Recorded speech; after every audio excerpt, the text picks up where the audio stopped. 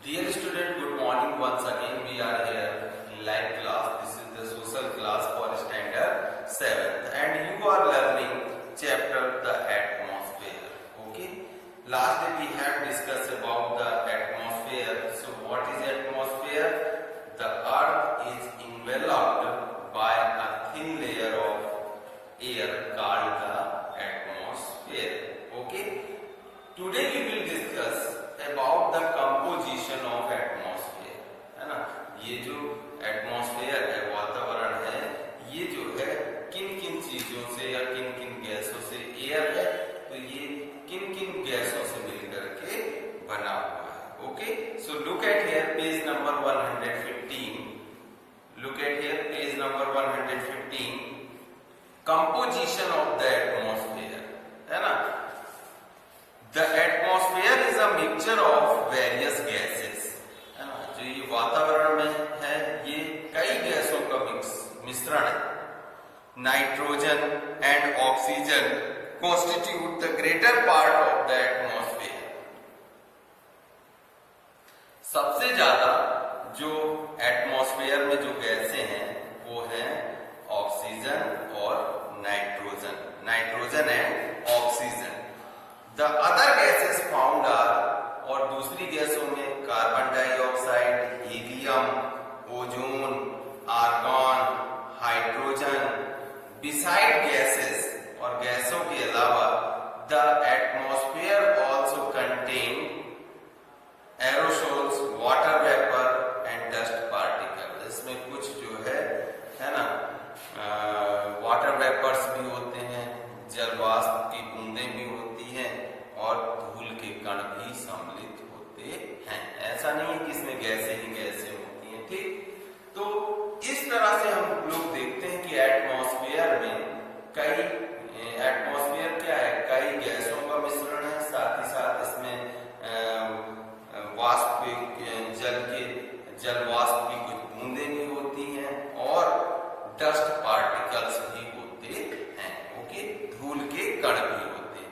आइए अब हम लोग जो एटमॉस्फेयर में जो सबसे ज्यादा अबाउंडेड गैस है वो है नाइट्रोजन, है ना, उसके बारे में जानते हैं और उसका कितना परसेंटेज, यानी कि टोटल जो एयर है ना, उसमें कितने परसेंट नाइट्रोजन जो है। आइए देखते हैं। हेडिंग है nitrogen. Almost 78% of the atmosphere is made up of nitrogen, यानी कि जो एटमॉस्फेयर है उसका लगभग 78% नाइट्रोजन से बना हुआ है। नाइट्रोजन गैस है उसमें। Okay, this gas is essential for the survival of plants. ये जो गैस है ये प्लांट्स के, है ना, यानी कि प्लांट्स का मतलब है पौधों के सर्वाइवल के लिए, जीवित रहने के लिए क्या है, जरूरी है। However, plants cannot absorb the gas directly from the air। हालांकि जो प्लांट्स हैं वो इस गैस को जो है डायरेक्ट जो है ना, हवा के थ्रू जो है एब्जॉर्ब नहीं करते हैं। Instead, bacteria living in the soil absorb atmospheric nitrogen and convert it into the compound that can be absorbed from the soil by plants। बल्कि इसकी जगह bacteria living in the soil, soil के कुछ ऐसे bacteria, है ना, bacteria living in the soil, जो किसमें, मिट्टी में रहते हैं, ऐसे बैक्टीरिया होते हैं जो एब्जॉर्ब एटमॉस्फेरिक नाइट्रोजन, जो एटमॉस्फेयर में उपलब्ध नाइट्रोजन को क्या करते हैं, एब्जॉर्ब करते हैं and convert into the compound, और इन्हें ऐसे जो है तत्वों में बदल देते हैं that can be absorb from the soil by plants, जो मिट्टी में जो प्लांट के द्वारा जो है एब्जॉर्ब की जा सके, ठीक है। यानी कि ऐसे खनिज तत्वों में उसको जो नाइट्रोजन है ना, उसको कन्वर्ट कर देते हैं जिससे जो है आसानी से पौधे उसको ग्रहण कर सकें या पौधे जो है उसको एब्जॉर्ब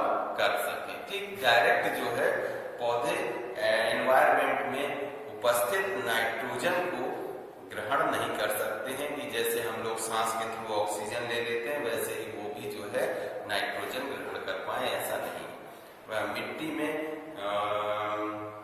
उपस्थित जीवाणु जो होते हैं, बैक्टीरिया है ना, वो जो है नाइट्रोजन को दूसरे कंपाउंड में कन्वर्ट कर देते हैं, ऐसे कंपाउंड में जिसमें है ना, ऐसे खनिज तत्व में या लाइका फर्टिलाइजर में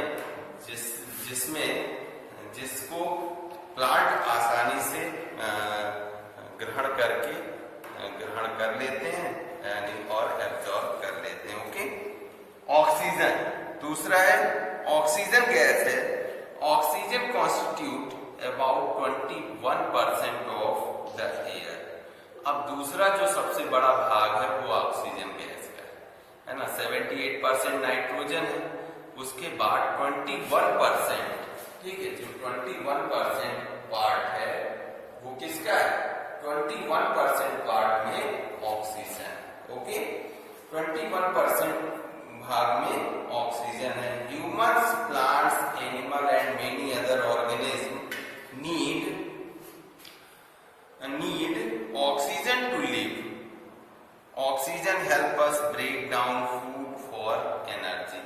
इसके अलावा हमें जिंदा रहने के लिए ऑक्सीजन की जरूरत तो है ही साथ ऑक्सीजन जो है हमारे खाने को, oxygen help us break down food for energy, है ना, ऊर्जा के रूप में जो है उसका प्रयोग करने और भोजन को जो है कई जो तोड़ने में हमारी मदद करता है, यानी कि ऑक्सीजन की मदद से ही जो है अलग अलग तत्वों में हमारा भोजन, विटामिन, मिनरल्स, है ना, प्रोटीन, इन सब में क्या होता है, डिवाइड होता है, as you know very well.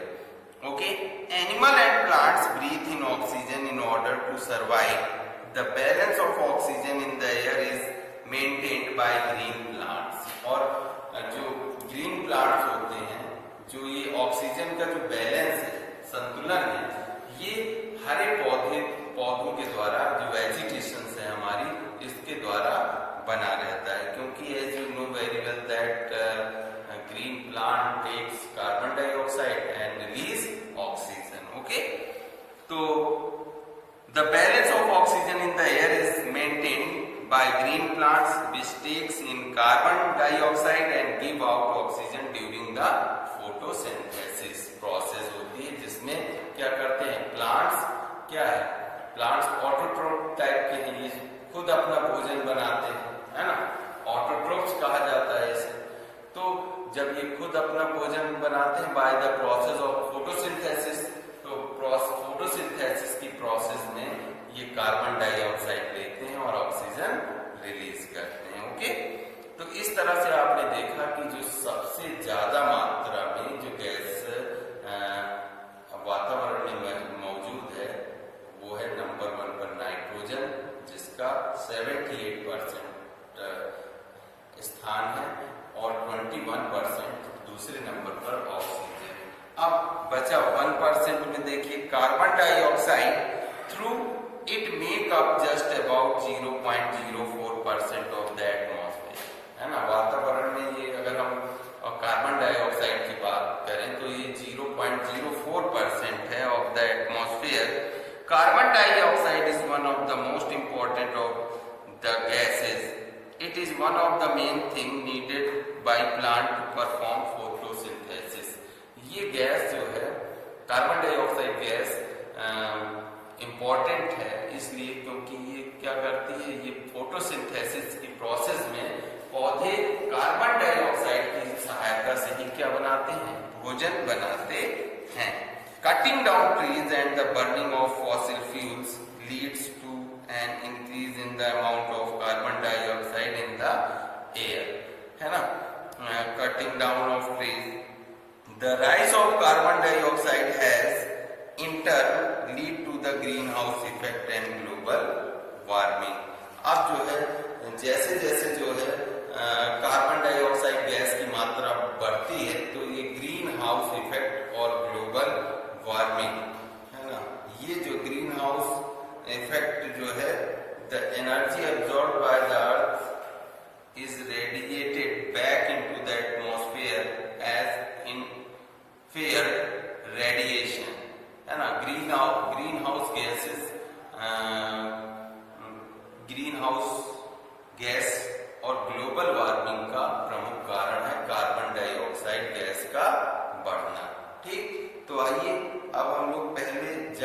हैं इसमें कि ग्रीन हाउस इफेक्ट क्या है एंड ग्लोबल वार्मिंग ये क्या है, वैश्विक तापमान का बढ़ना और ये हरित गैस, ठीक है, ये क्या है, राइट। तो look at here, a green house is a building made of glass that trapped heat inside in order to provide a warm environment for plant to grow.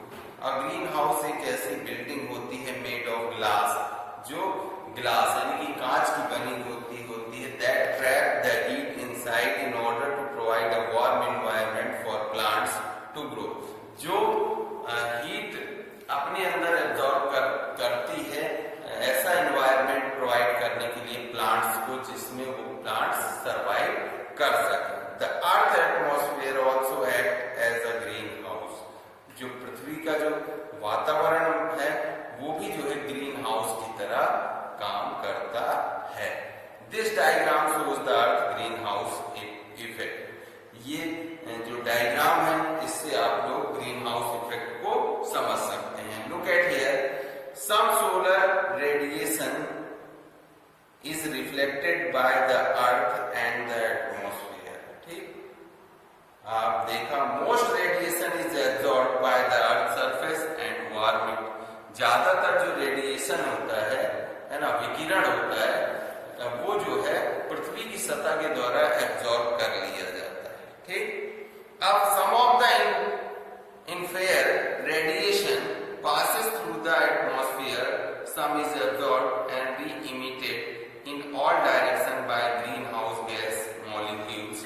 The effect of this is to warm the earth's surface and the lower atmosphere. Infrared radiation is emitted by the earth's surface. लेकिन कुछ जो है part इसका radiation का absorb कर लिया जाता है पृथ्वी की सतह के द्वारा, कुछ जो है पृथ्वी की सतह से टकरा करके वापस लौट जाता है, और जब वो लौट जाता है तो वो क्या करता है, इधर उधर फैल जाता है, जो क्या करता है पृथ्वी के तापक्रम को बढ़ा देता है, ठीक। ये जो है प्रोसेस ही ग्रीन हाउस इफेक्ट के नाम से जानी जाती है। Okay, energy from the sun reaches the earth as solar radiation, while some solar radiation is reflected back to space by the earth and the atmosphere. Most of it is absorbed by the earth's surface. The energy absorbed by the earth is radiated back into the atmosphere as infrared radiation. Greenhouse gases such as carbon dioxide and methane present in the atmosphere trap a part of this energy and prevent it from escaping back into space. By doing so, the gases keep the surface of the earth warm, enabling the earth to sustain life. यानी कि व्यवस्थित जीवन जीने में ये क्या होती है, रुकावट डालती है, ठीक। जब ग्रीन हाउस अब जब लौट ही नहीं पाती, इसमें कुछ ऐसे कार्बन डाइऑक्साइड एंड मीथेन गैसें प्रेजेंट रहती हैं जो पुनः जो है इस एटमॉस्फेयर के द्वारा जो है वापस नहीं जा पाती और वो पृथ्वी में ही जो है क्या एरिया में ही स्प्रेड हो जाती है, फैल जाती है, जिसके कारण जो है गर्मी बढ़ जाती है और जो है लोगों का जनजीवन मुश्किल हो जाता है।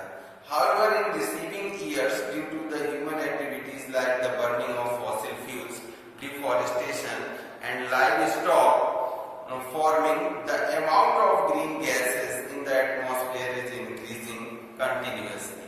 This has caused the atmosphere to trap more heat, leading to an increase in the average global temperature. This phenomenon is known as the global warming. Global warming has had various adverse effects like climate change, है ना, जलवायु परिवर्तन, melting of ice caps and glaciers, rising sea levels and the disruption of many ecosystem, यानी कि जो हमारा पारिस्थितिकी तंत्र है उसका संतुलन भी बिगड़ जाता है, ठीक। इस तरह से ग्लोबल वार्मिंग का मतलब है वैश्विक ताप में वृद्धि होना, डिफॉरेस्टेशन, है ना, कई ऐसे कारण हैं जिसके द्वारा जो है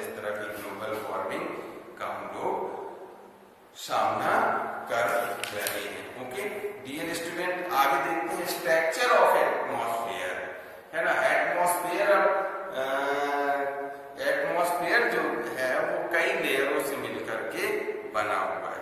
based on it composition and temperature the atmosphere is divided into different layers, यानी कि बेस्ड ऑन इट कंपोजिशन, इसके कंपोज संगठन के आधार पर, ठीक है, एंड टेम्परेचर के अकॉर्डिंग जो है एटमॉस्फेयर को कई लेयर्स में, सतह में डिवाइड किया गया है। दैट ट्रोपोस्फेयर है ना, क्या है, ट्रोपोस्फेयर है, स्ट्रेटोस्फेयर है, मेसोस्फेयर, थर्मोस्फेयर एंड एक्सोस्फेयर। ये जो है डिफरेंट टाइप्स ऑफ लेयर्स हैं जो एटमॉस्फेयर में, एटमॉस्फेयर को in different types of layers में डिवाइड किया गया है। एक्सोस्फेयर सबसे पहले हम लोग ऊपर से बात करते हैं, उसके बाद this is the upper most layer of the atmosphere, ये सबसे ऊपरी परत एटमॉस्फेयर की, ठीक। And it merge with outer space, और ये जो है आउटर स्पेस से जुड़ी हुई है ना, at a height of around 10,000 kilometre, और इसकी लगभग पृथ्वी की सतह से जो इसकी ऊंचाई है वो 10,000 किलोमीटर है। The air in this layer is very thin, है ना, इस जो है the air in this layer is very thin, हवा जो इस हवा की परत जो है इस में जो है बहुत पतली है। Light gases like helium and hydrogen float into space from the exosphere. Exosphere में मुख्यतः हल्की गैसें जैसे हीलियम और हाइड्रोजन ही जो है फ्लोट करती हैं, यानी कि उड़ती हुई नजर आती हैं। Okay, thermosphere, this layer extend from the mesosphere till the exosphere, that is the height of the around 600 to 1000 kilometer, while part of this layer can get extremely heated. The temperature in this layer falls sharply with altitude because of air here is very thin. The thermosphere contain a layer called ionosphere. The ionosphere is important for radio communication as it reflects radio waves transmitted from the earth to their specific destination. Auroras occur here and satellites fly in this auroras. Okay, and satellites fly in this layer. यानी कि satellite कहाँ पर, thermosphere में जो है कि ionosphere वाले part में जो है सैटेलाइट्स छोड़ी जाती हैं। ओके, मेसोस्फेयर क्या है, this layer extend from the outer limit of the stratosphere up to the height of 80 kilometre, that's till the thermosphere, meteoroids falling towards the earth burn up in this mesosphere.